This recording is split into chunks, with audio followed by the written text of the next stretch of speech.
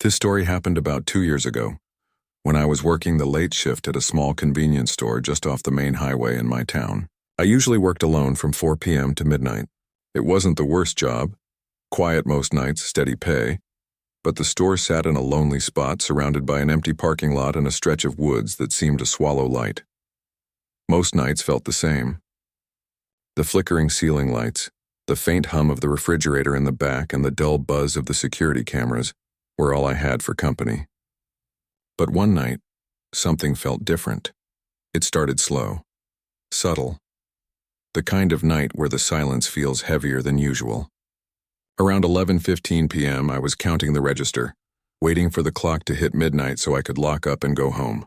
Then I saw him, a man, standing at the far edge of the parking lot, just barely in the glow of the flickering streetlight.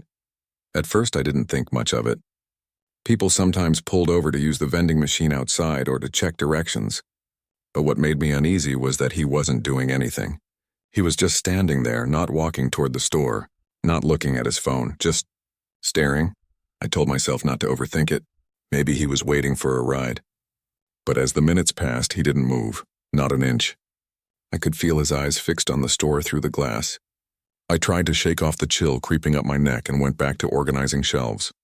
But when I looked up again a few minutes later, he was closer, still not moving, still staring, but now he was standing halfway across the parking lot directly facing the front door. My stomach tightened. I kept watching him through the reflection of the glass door, pretending to rearrange the display rack. His clothes looked dark, like a long coat or hoodie, and the way he stood, shoulders hunched forward, head tilted slightly down, it didn't look right. I decided to wait it out. Maybe he'd leave when he realized I wasn't coming out. By 11:50, he still hadn't moved. When I finally locked the door and turned off the lights, I peeked outside one last time and then he was gone. I exhaled, a little embarrassed by how anxious I'd gotten over nothing. I grabbed my bag, turned off the security monitor, and stepped outside. The night air was freezing and the parking lot was empty again. The only sound was the buzz of the old lamppost near my car. I walked quickly, trying to convince myself everything was fine. Halfway to my car, I heard it, the sound of gravel shifting behind me. I froze. When I turned around, there was no one there, just the wind pushing a discarded cup across the pavement. I unlocked my car, slid inside, and locked the doors immediately. My hands were shaking a little as I started the engine. I told myself I was being paranoid, but then my headlights flicked on and he was there, standing right in front of my car. That same man, closer now than he'd ever been before. His face was pale under the harsh light, and his expression, I'll never forget it. His mouth was stretched into this strange half-smile, and his eyes were wide open, unblinking. I honked, hoping he'd back away. He didn't. He just stood there, staring straight through the windshield like he was studying me. Then slowly, he lifted one hand and pressed it against my hood. Something inside me snapped. I slammed the car into reverse and hit the gas, tires screeching. The man didn't move at first. Then he stepped aside just enough for me to swerve past him. I didn't look back until I was halfway down the road. When I finally did, he was still there, standing in the middle of the parking lot watching me leave. When I got home, I couldn't sleep. I kept replaying the image of his face in my mind, that half-smile, those dead eyes. By morning, I convinced myself he was probably just some creep messing around. Maybe drunk or high, but the next night, I found out it wasn't that simple. My manager called me into the back office. He looked pale and uneasy. He said, "You need to see this." He pulled up last night's camera footage. The video showed exactly what I remembered. Me locking the door, walking to my car, the headlights flashing on the man. But there was something I hadn't noticed. The footage from earlier in the evening, around 9 p.m., showed the same man circling the store. He'd walked around the back door twice. At one point, he even tried the handle. Then he stood under the camera for almost 20 minutes, just staring up at it. We reported it to the police. They came by later that day, checked the footage, and said they'd patrol the area for the next few nights. But they never found him. A week passed. I'd started to relax again. But then, one night after my shift, I came home to find something on my doorstep. It was a folded piece of paper, damp from the cold air. Inside, in shaky handwriting, it said, "Do you work every night?" I felt my stomach drop. There was no return address, no signature, just those 5 words. I called the police again, showed them the note, and they promised to look into it. But nothing happened. For the next few weeks, things went back to normal. At least they seemed to.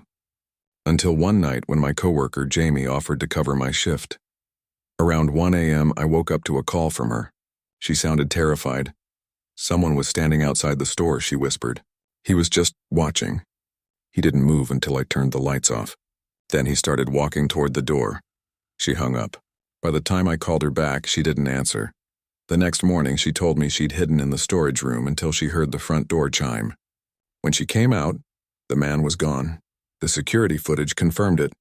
He'd stood outside for over 30 minutes, sometimes pacing, sometimes staring into the camera. That same pale face, that same twisted smile. After that, I quit the job. I couldn't take it anymore. But even months later, I still couldn't shake the feeling that he hadn't stopped. Sometimes I'd see a car parked down the street from my apartment, same make and color as the one I'd seen pass by the store a few times before. Sometimes when I came home late, I'd find small things moved around my porch, a chair slightly turned, a welcome mat folded at the corner. I tried to convince myself it was just coincidence. But deep down I knew. He was still watching. The last time I saw him was about 6 months later. It was around sunset. I was visiting my parents who lived across town. I went out to grab something from my car, and when I looked across the street, I saw him, same build, same dark coat. Standing in the shadows between 2 houses, he didn't move, didn't run.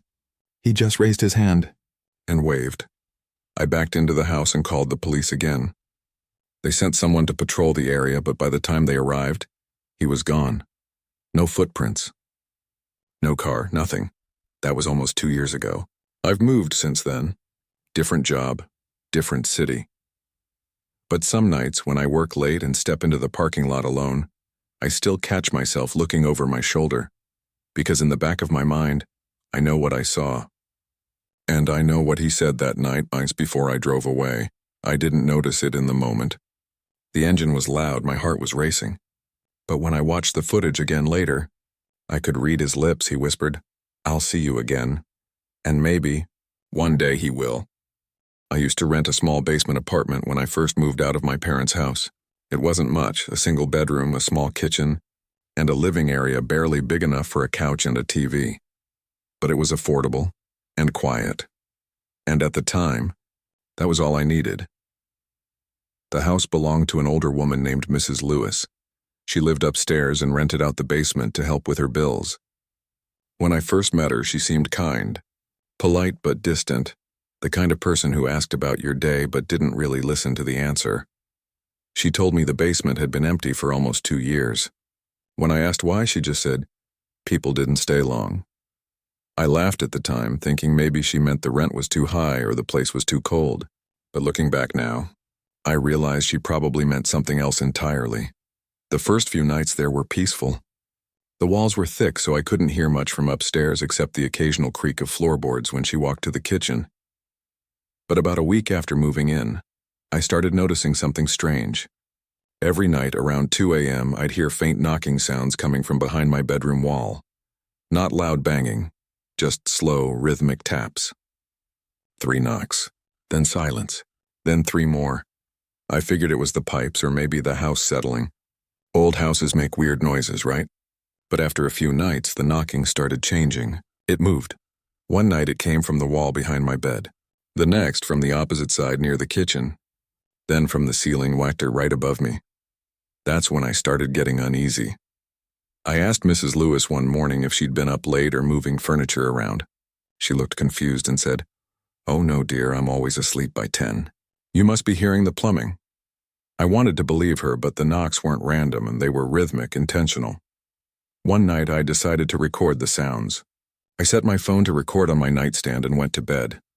Sure enough, around 2:12 a.m., I woke up to the same 3 knocks, then silence, then 3 more. But this time something new happened. After the 3rd set of knocks, I heard a voice. Faint, muffled, like someone whispering through the wall. It sounded like a woman's voice, but I couldn't make out what she was saying. I froze. I remember staring at the wall, trying to convince myself I was dreaming. The whispering stopped after maybe 20 seconds, but those seconds felt endless. When I checked the recording the next morning, the knocks were clear, and the voice was there too. I turned the volume all the way up, heart racing. The whisper was distorted, but it sounded like it was saying, "Help me." I immediately went upstairs to talk to Mrs. Lewis. I told her about the noises, the voice, everything. She just smiled, that same polite smile, and said, "Oh, honey, I told you. This old place creaks. You've got an imagination." I wanted to press her, but something in her tone made me stop. It wasn't dismissive. It was protective, like she didn't want me to ask more. That night, I barely slept. I kept my lamp on and stayed up scrolling through my phone, trying to distract myself. Then around 2:30, I heard the doorknob on my bedroom door rattle, just once. Then silence. I sat there frozen. My front door was locked. I always checked twice. There was no reason for anyone to be in my apartment. I listened for footsteps, breathing, anything. Nothing. The next morning, I checked the locks. They were fine, but there were faint scratches on the inside of my bedroom door, like someone had dragged their nails across it. Over the next week, things got worse. The knocking turned into dragging sounds, like something heavy being pulled across the floor behind the walls. The whispering came more often, sometimes closer, sometimes from the ceiling. I even tried sleeping with earbuds in, but I could still feel the vibrations through the mattress, like the sound was inside the room with me. One night I snapped. I grabbed a flashlight and started inspecting every wall, every vent, every inch of the place. When I shined the light along the baseboard near my bed, I noticed something strange. A thin crack running along the wall, right above the floor. I crouched down and looked closer. Behind the crack I could see movement, not a shadow. Something real, like fabric or hair shifting in the dark. I stumbled back so fast I hit my head on the bed frame. By the time I looked again, it was gone. That was the first night I slept in my car. The next day I told Mrs. Lewis I wanted to move out. I didn't even care about getting my deposit back. Her expression didn't change. She just nodded slowly and said, "I understand, dear. You lasted longer than most." That line sent chills down my spine. I asked what she meant, but she didn't answer. She just walked back into her kitchen and closed the door. I started packing immediately, but when I went to unplug my lamp, I noticed something. The electrical outlet next to it was loose. When I pulled it slightly away from the wall, I realized it wasn't an outlet at all. It was a hole. A small, rectangular hole, just big enough for someone to look through. My heart started pounding as I shined my phone's flashlight inside. There was empty space. A narrow, unfinished crawl area between my wall and the foundation. And inside that space, there was a small blanket, a plastic bottle, and a set of eyes staring back at me. I screamed and stumbled back, dropping my phone. By the time I grabbed it again and looked, the eyes were gone. I ran upstairs, banging on Mrs. Lewis's door. When she opened it, she looked calm. Too calm. "There's someone living in my walls." I yelled, her face twitched. Then she sighed like she'd been waiting for this. "I told you," she said softly. "People don't stay long." Before I could say anything else, she shut the door in my face. I called the police right there from the porch. 2 officers arrived about 20 minutes later. They checked the basement, the crawl space, everything. When they came back up, one of them said, "There's evidence someone's been in there recently. But whoever it was, and they're gone now. They found old food wrappers, a blanket, and a pile of broken glass jars. But no person." Mrs. Lewis just stood there watching quietly from the stairs, clutching her robe. When I told her I was leaving that night, she didn't try to stop me. She just said, "Lock your doors tight." Sometimes they come back. I left within the hour. I never even turned the lights off. I just grabbed my stuff and drove away. I stayed with a friend for a few weeks until I found another apartment. I didn't tell anyone the full story, just that I'd had issues with the landlord. But a few months later, I saw something that made my blood run cold. I was scrolling through local news when I saw a headline, "Elderly woman found dead in home. Police discover hidden basement chamber." It was Mrs. Lewis's address. According to the article, someone had broken into her home. When police searched, they found a concealed room under the basement stairs. Inside, they discovered makeshift bedding, empty food containers, and a locked door that led to a sealed-off portion of the basement wall. They never said what or who was inside. The article ended by saying, authorities were still investigating possible human remains. It's been over a year now. I've moved twice since then, but even now when I lie awake at night, I sometimes hear it, faintly like a memory. 3 knocks. Then silence. Then 3 more, and sometimes, if I listen closely, I swear I can still hear her whisper, "Help me." I grew up in a small town in northern Pennsylvania, quiet, peaceful, and surrounded by endless trees. Our backyard opened directly into the woods, no fences, no barriers, just forest. When I was a kid, I thought it was beautiful. Now I know better. We'd lived there for years without any problems. The woods always felt safe. My dad even built me a little treehouse out there when I was 9. But everything changed one summer night when I was 16. It started with the sounds. Around early July, I began hearing faint noises coming from the forest late at night. Not animals. Not the usual crickets, owls, or raccoons rummaging through garbage. These were different. It was like whispering. Low voices carrying just far enough to reach my window. At first I thought it was kids sneaking around, maybe camping or partying in the woods. But it happened every night, same time, same direction. And every time I'd look out my window, I'd see nothing, just the black outline of trees swaying in the wind. A few nights later, my dog, Rex, started acting strange. He was a big German shepherd, loyal, protective, the kind that wouldn't back down from anything. But that week, every time the whispering started, he'd tense up, ears straight, tail stiff, low growl rumbling from his chest. Then, he'd back away from the window. That's when I started to worry. Dogs don't fake fear. One night, around 2 a.m., I finally decided to check it out. I grabbed a flashlight and went out onto the back porch. The woods looked endless, pitch black beyond the first few trees. For a few seconds, it was silent. Then I heard it, the whispering. It wasn't far. Maybe 40, 50 feet into the woods. My heart started pounding, but curiosity got the better of me. I stepped off the porch and started walking. The deeper I went, the colder it felt. My flashlight barely cut through the mist hanging in the air. The whispers stopped. Then, clear as day, I heard someone laugh. A low, breathy laugh, like they were trying to hold it in. I froze. "Hello?" I called out, no response, then snap. A twig broke right behind me. I spun around. Light flashing through the trees, but there was nothing. The next sound was a whisper. Right next to my ear. "Go back inside." I dropped the flashlight and ran faster than I ever had in my life. When I got back to the porch, Rex was barking like crazy, staring at the woods. I slammed the door and locked it. The whispering stopped after that night. But that wasn't the end. A week later, I woke up to find muddy footprints leading up to our back door. Bare feet. The prints started from the woods and ended right at the door, but there were none going back.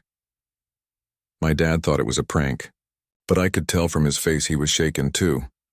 He set up motion lights around the yard after that, but every few nights the lights would flick on by themselves, and when we checked, nothing was there. Sometimes I'd wake up to the sound of something moving just beyond the tree line. Heavy, deliberate footsteps pacing back and forth. One night, I recorded it on my phone. When I played it back the next day, you could hear the footsteps, but faintly under them there was another sound. A whisper. It said my name. I told my friend Kyle about it, and of course he didn't believe me. So one Friday night, he came over to prove it was just animals. We brought 2 flashlights and hiked into the woods just after midnight. Everything was fine at first. But after 10 minutes, the forest went dead silent. No wind, no bugs, no sound. Then, from somewhere ahead of us, we heard crying. It sounded like a woman, soft, muffled, and coming from deeper in the woods. Kyle looked at me and whispered, "It's probably someone hurt." I wanted to believe that, so we followed the sound. It led us down toward a dry creek bed, an area I'd never seen before. And that's when we found something. A small wooden cross stuck in the ground. Fresh dirt beneath it, and beside it, a set of muddy, bare footprints. They looked fresh. Kyle knelt down to look closer, but I stopped him. Because I realized something, the crying had stopped completely, and now it was coming from behind us. We both turned around at the same time, and standing just beyond the beam of our flashlights was a figure, a woman. At least, that's what she looked like. Her hair was long and matted, her dress torn and soaked with dirt. She stood perfectly still, facing us. But the worst part, her feet were bare, covered in mud. The same prints from my backyard. I couldn't move. Neither could Kyle. Then she took one step forward and whispered my name. We ran. I don't even remember getting back to the house. When we finally burst through the back door, Rex was barking again, losing his mind. We locked every door, every window. Kyle didn't say a word. He left the next morning and refused to talk about it ever again. A few days later, my parents decided we needed to call the police. They sent an officer to check the woods, just in case. He came back about 2 hours later, looking uneasy. He said he found something out there, an old collapsed shed, maybe 50 yards from the treehouse my dad built me years ago. Inside were old blankets, food cans, and dozens of Polaroid pictures. All of them were of our house, taken from the woods, from the porch, from my bedroom window, and in every single photo, there was a woman's shape in the reflection of the glass. The officer said it looked like someone had been living out there for months. Maybe longer. They never found her. We moved away 2 months later, sold the place to another family. I tried to forget about it, but last year, curiosity got the better of me. I looked up our old address online just to see if anything had ever happened there. There was a small local article dated from a few months ago. Family flees home after strange sightings in woods. Investigation ongoing. The photo in the article showed the same backyard, same woods. But zoomed in behind the house near the tree line, you could barely see her, that same figure, standing still, barefoot, looking straight at the camera. Even now, sometimes when I can't sleep, I swear I hear it again, that whisper, right outside my window, calling my name.